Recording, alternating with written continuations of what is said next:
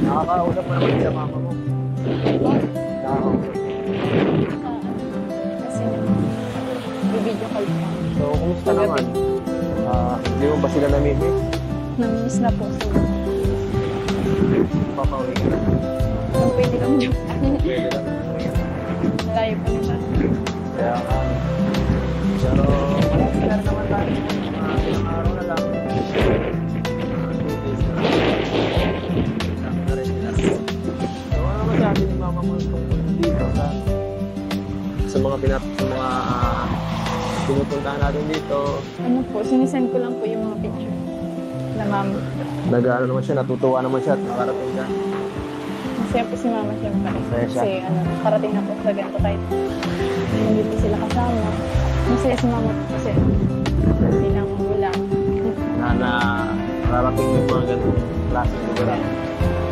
Na kasi buong buhay mo, doon ka lang. Sa bahay na. Nakakalungkot din.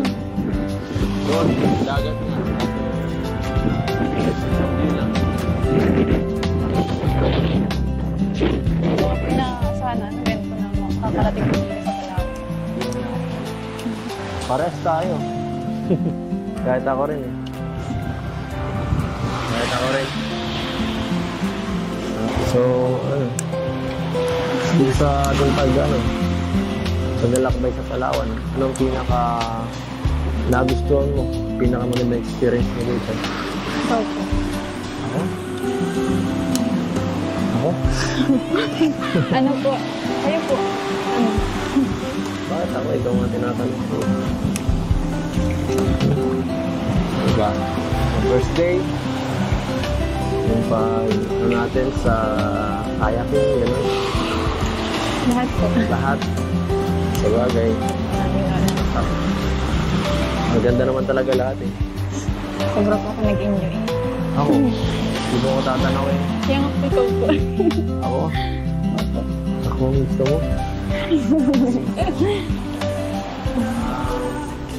Ako?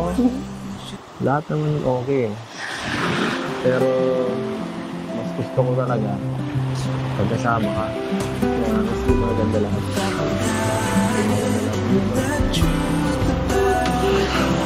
Hindi na boring. Hindi na boring ang buhay. Kahit ano, nonchalant ako.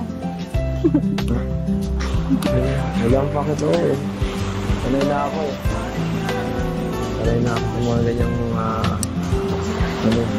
ako makulit ako eh. Lalo pag nakilala mo. Sana, maintindihan. Pero sana minsan, paramdam mo kahit konti na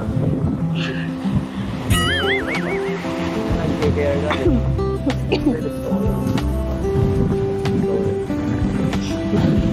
Hindi kayo naman po ako Baka di nyo lang po nararamdaman. Maramdam mo. Ako na siya sa kampo eh. Hindi ko na alam kung ano ba talaga. Nakakapaisip. Akala nyo lang po yan? Akala lang. So, hindi. Hindi.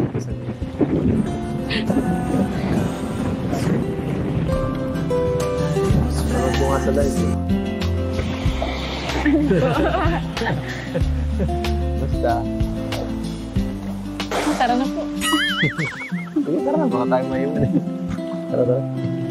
There's a lot of 会惦记着他